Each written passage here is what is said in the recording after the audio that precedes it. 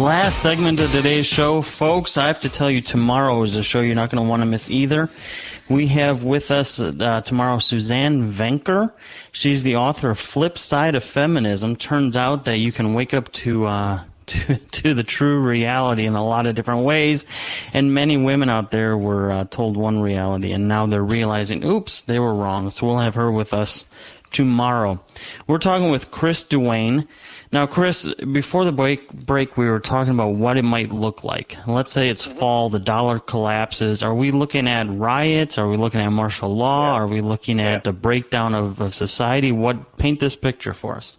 Yeah, I think that you're going to see the country divided into two separate areas. And I think it's quite easy for people to see that in being in an urban area during an economic collapse, where food and fuel stop getting transported because there is no that there is no currency to exchange, and that all these markets are going to collapse, and most of the jobs are related to some sort of paper shuffling. That this paradigm is going to change, and that urban areas are going to be the absolute worst place to be. I mean, we could look back to Katrina and see how when people have that slave mentality of that input-output disorder, or believe into a paradigm, or in a paradigm where they are relying upon a collective to take care of them. When the collective system ends, they're completely helpless, and that they are going to go through the anger phase, and that the worst in humanity is going to come out in these urban areas. So I strongly recommend people get out of the urban area now. I don't care if you live in the Upper West Side of Manhattan, or in Southern California. I think Southern California is going to be an absolute mess.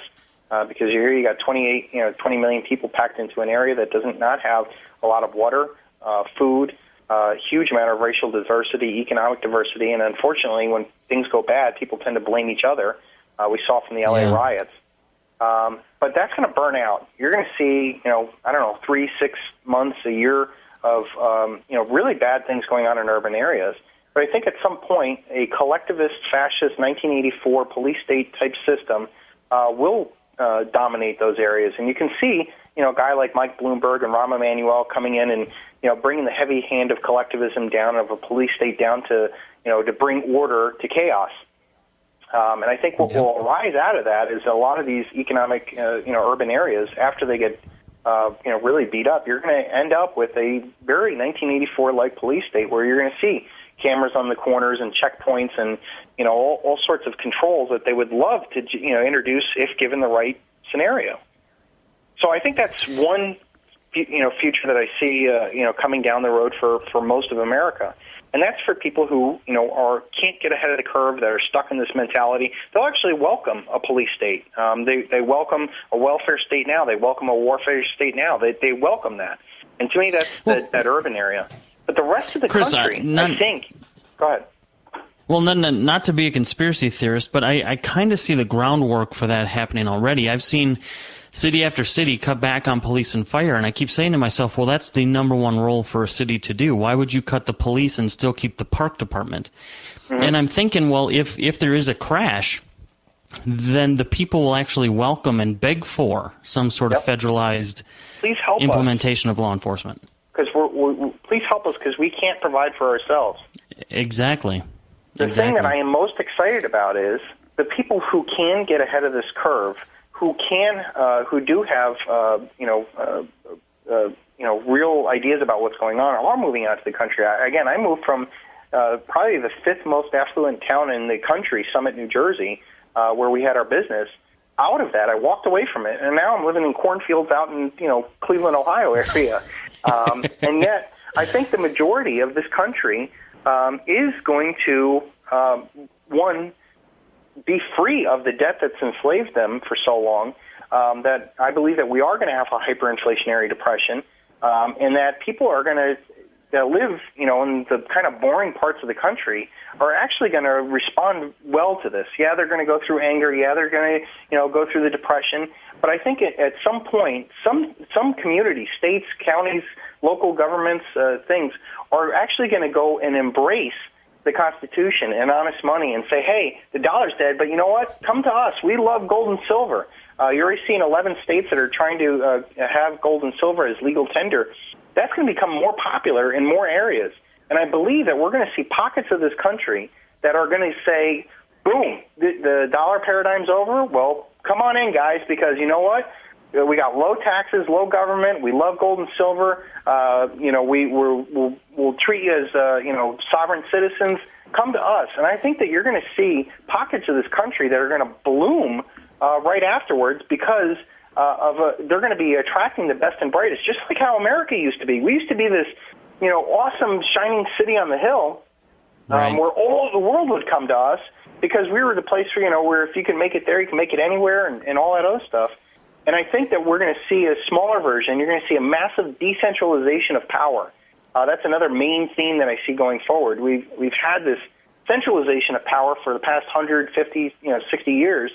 But when this dollar collapses, the elite will no longer be able to have everything centralized, and that people will no longer believe centralized power because they'll be shown to be completely ineffective. And actually, those people who would let us down this road are actually, I believe, going to be running for their lives as things go bad. So you're going to see this massive decentralization of power. People who will start to, start using either gold and silver as barter. Food is going to be much more important. Farmers, I think, are going to be. This is another great theory, another great thing. So, and I'm sorry to talk so fast, but I feel like I got so much on my mind. I know these breaks go by so fast.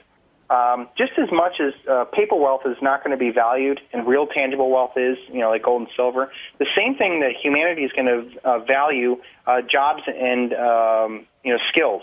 So in this paradigm, those that benefit the most off of it provide absolutely nothing of real value to the society. They're the lobbyists, they're the marketers, they're the politicians, the Wall Street brokers, hairstyle, all these really things. These are the most highest paid people, the actors, the sports people.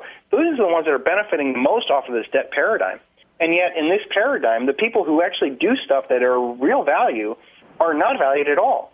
The electrician, the engineer, the farmer, people who actually do something to provide real value.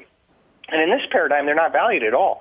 But I tell you what, when this dollar collapses, you're going to see masses of humanity start to value the farmer, the electrician, the mechanic, the guys who can fix and do things. They are going to be the new rock stars. They are going to be the new celebrities in their areas, and they are really going to be the ones with the skills that they're going to benefit the most off of. So when I suggest to people, get your wealth out of this paradigm and get it ready for the next paradigm, get ahead of the curve. Same goes with your job, because most of us had jobs that are just not going to be around anymore. I mean, I was a car dealer. I was an internet, operations manager. Those jobs aren't going to exist anymore. And people who can do real things will become more valuable. So start doing things now that can help people, that provide real value to people. Even if it's, doing what me and you were doing. Education is going to be more valuable because all of humanity is going to want to wake up and understand what had happened. And I think you're going to see a real rise of real entrepreneurship, real free enterprise again, because a lot of people right now continue to blame capitalism. Oh, look, it's capitalism. That's what did this to us. And in reality, it's the lack of capitalism which did it to us. It's this social communistic, what I call ComCap, where they give the appearance of capitalism, but in reality, it's just communistic. And I think we'll see a real rise of real entrepreneurs again. For anybody to start a business. Exactly. So people should definitely pick up a copy of Quit Your Job or Die, Discover the Importance of Self-Employment, bought at Barnes & Noble, JoshTolley.com, or find booksellers near you. Well, Chris, it is always a pleasure to have you on. When can people expect another new article? What are you working on next? I'm actually trying to swear myself off of writing articles because I wrote everything I can write about silver, so I made a warning to people. The time is coming where you're not going to be able to exchange your dollars for real silver. Because as soon as this dollar paradigm collapses, what man in their right mind is going to sell their real money that they've already rejected paper dollars to begin with?